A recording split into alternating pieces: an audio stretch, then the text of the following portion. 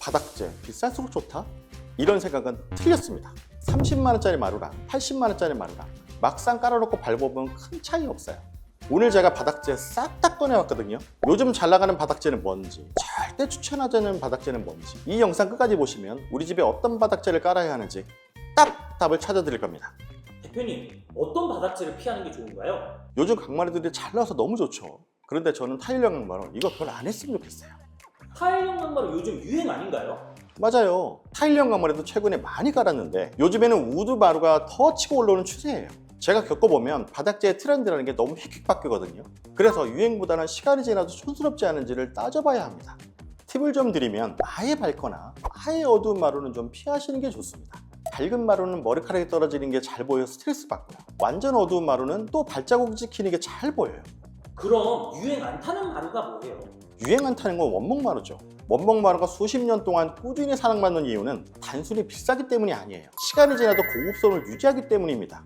잘 관리된 원목 마루는 20, 30년도 거뜬합니다. 만약 표면이 손상되면 샌딩해서 새 것처럼 사용할 수 있어요. 원목은 같은 수종이라도 나무결과 색감이 다 다른데요. 인위적으로 만든 패턴이 아니고 자연스러운 무늬이기 때문에 유행에 영향을 덜 받아요. 또 시간이 지나면서 색이 조금씩 바뀌는데 이때 자연스러운 광택이 생깁니다. 이런 변화가 중후함을 더해주는 거죠.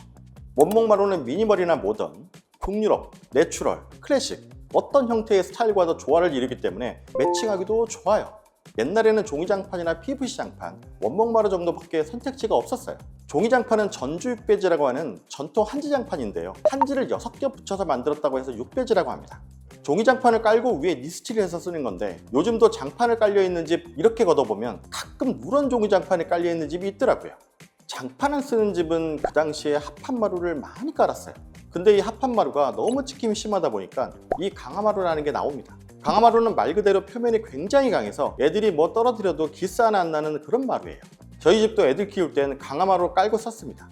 그렇게 한동안 강화마루가 굉장히 선풍적인 인기를 끌다가 층간소음이 크다든지 마루가 벌어지는 하자 때문에 우리가 잘 아는 강마루가 등장합니다. 요즘엔 강마루가 패턴이 참 잘 나와서 대리석 느낌과 비슷한 타일형 강마루도 인기가 좋고 우드형 강마루도 많이 선택하세요. 하지만 우드형 강마루는 결국 원목마루를 따라하는 것에 불구하고 진짜 원목의 고급스러움을 따라하기는 힘들어요. 원목 마루가 좋은 건 아는데 비싸잖아요. 맞아요. 가격이 좀 나가다 보니까 비슷한 강마루를 대안해서 많이들 찾게 되는데 요즘은 강마루 금액에 좀 더 보태면 괜찮은 원목마루를 선택할 수 있어요. 워낙 자재가 대형화되는 추세라 광폭마루를 많이들 선호하시는데 광폭에 대한 욕심을 조금만 내려놓으면 평당 20만대 초반대로 원목마루를 깔 수 있습니다. 최근에 이단말에서 나온 원목마루를 시공했는데 여기는 광폭인데도 평당 20만원대로 가능하더라고요. 원목 마루 중에서도 가격이 비싼 건 뭐 그럴 만한 이유가 있나요? 원목 단판이 두꺼울수록 원래 있는 나이트나 결, 옹이 같은 천연 무늬를 더 입체적으로 만들 수 있거든요. 원목 마루는 10mm쯤 되는 합판 코어 위에 얇게는 0.6mm, 두꺼운 건 4mm까지 원목 단판을 올라가는데 이게 두꺼울수록 금액이 높아져요. 원목 단판을 켜면 나무결이나 옹이가 그대로 보이는데요. 이런 자연 그대로의 무늬를 유지하고 입체감을 더하는 표면 가공을 합니다.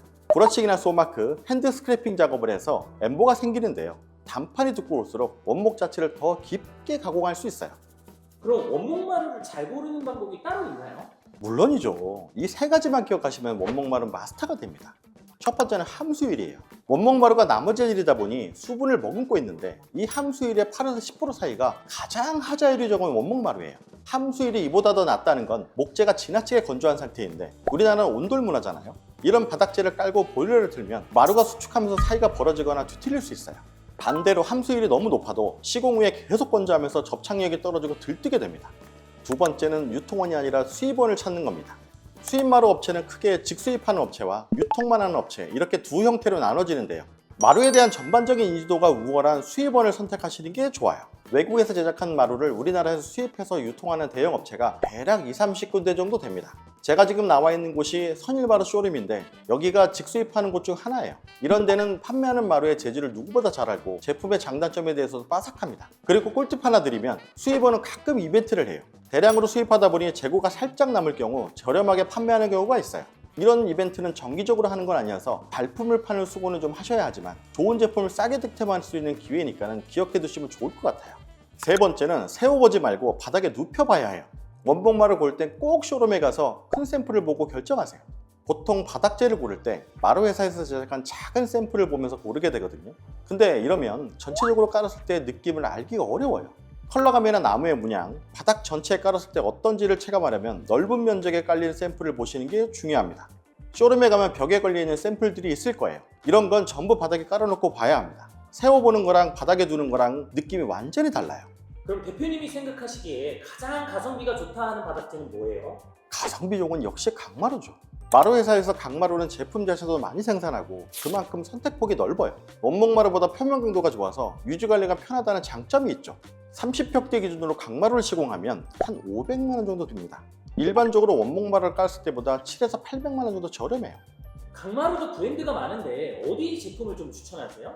요즘엔 구정마루에서 나오는 그랜드스테드 165를 많이 쓰고 있어요. 마루 컬러도 이쁘고 광폭이라 선호도가 높습니다. 장판 찾는 분들도 계시던데 장판은 좀 어떤가요? 아이가 어려서 집 전체에 매트를 깔고 살 예정이거나 반려견을 키우는데 배변 시술을 많이 해서 아예 의미가 없는 장판을 까는 경우가 있죠. 이런 특별한 경우 아니면 저는 장판 정말 추천드리지 않습니다. 디자인이 너무 안 이뻐요. 그럼 타일은요? 모양만 보자면 개인적으로 타일이 멋지긴 합니다. 다만 어린아이가 있거나 어르신이 계시다면 넘어지면 다칠 수 있기 때문에 추천드리고 싶진 않아요. 디자인적인 측면에서 타일을 시공해 놓으면 집이 되게 깔끔해 보이고 호텔 같은 모던한 느낌으로 내기 좋은데요. 마루 바닥재에 비해 물이 닿아도 쓱 닦으면 되니까 유지관리도 되게 수월합니다. 타일 바닥재도 사이즈가 여러 가지인데요. 몇 년 전만 해도 600에 600각 타일을 많이 썼는데 요즘엔 600에 1200이나 900에 900각 타일을 많이 써요. 근데 이걸 모르면 돈은 돈대로 쓰고 매일 후회하게 될 수 있어요. 먼저 바닥에 난박이 들어오기 때문에 타일을 바닥에 접착할 때 꼭 배면체를 해서 들뜨지 않게 해야 해요. 제대로 접착하지 않으면 타일이 들떠서 걸어다닐 때마다 들썩거리게 됩니다. 또 모서리 부분을 시공할 때 벽체 모양대로 따내기를 하지 말고 사각으로 커팅해서 시공해야 나중에 타일이 갈라지는 현상이 없습니다. 바닥재 종류는 대충 들어봤는데 그럼 요즘 제일 잘 나가는 바닥재는 뭐예요? 요즘 상담에 보면 원목마루들 많이 찾으세요. 예전에 비해 가격도 착해졌고 제품도 다양해서 저도 많이 추천드립니다. 대표님 집에 바닥재를 깐다고 하면 뭘로 까실 거예요? 저도 원목으로 하죠. 바닥재라는 게 집에 들어가면 가장 먼저 닿는 부분이기 때문에 촉감이나 느낌이 중요하거든요. 원목마루를 깔면 고급스럽기도 하고 일단 마음에 차분해지는 느낌이 들어요. 모양으로 본다면 타일 바닥재가 세련되고 멋있는데 개인적으로 발바닥에 닿는 느낌이 너무 차갑고 딱딱하더라고요. 제품도 딱 그냥 골라주실 수 있나요? 요즘 바닥재건 타일이건 모든 자재가 대형화되는 게 추세예요. 원목마루도 요즘 대세에 맞춰서 광폭마루로 추천드리고 싶어요. 90mm에서 260mm까지 너비가 다양한데 190mm 이상 제품이 쓰는 게 더 시원하고 개방감 있습니다. 다만 광폭으로 갈수록 비용이 높아지기 때문에 예산을 고려해서 선택하시는 게 좋아요. 컬러는 꽤 종류가 많기 때문에 취향껏 선택하시면 되는데 큰 평형일수록 오크 계열의 마루폭이 넓은 걸 선택하시면 후회하지 않으실 거예요. 선일마루 제품 중에선 190이나 240폭 광폭마루인 프랭크 시리즈가 특히 인기가 많습니다. 원목마루 깔 때 주의사항이 또 따로 있을까요? 있습니다. 마루를 깔다 보면 옹이 때문에 문제가 되는 경우가 있어요.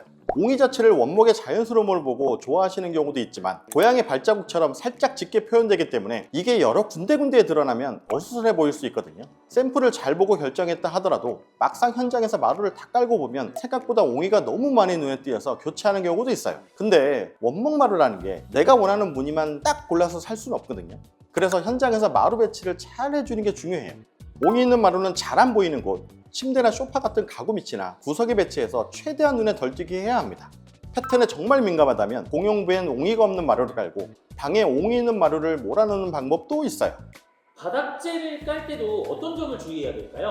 대부분 여기서 실수가 나오는데요. 이 네 가지를 주의하셔야 하자 없는 시공이 나옵니다. 첫 번째는 마루 덧방이에요. 이건 절대 하시면 안 됩니다. 기존에 마루가 깔려 있다면 이걸 철거하는데도 비용이 들어가기 때문에 그냥 위에 깔면 안 되는지 물어보시는 분들도 계시는데요. 기본적으로 원래 깔려 있는 바닥재는 다 철거하거나 걷어내고 다른 바닥재를 깔아야 난방 효율에 문제가 없어요. 그런데 공사하기 전에 현장을 가보면 두 겹이 깔려 있는 경우도 있어요. 바닥재가 두 겹 깔려 있으면 바닥재 철거 비용도 2배가 들기 때문에 공사 전에 꼭 확인해 봐야 합니다.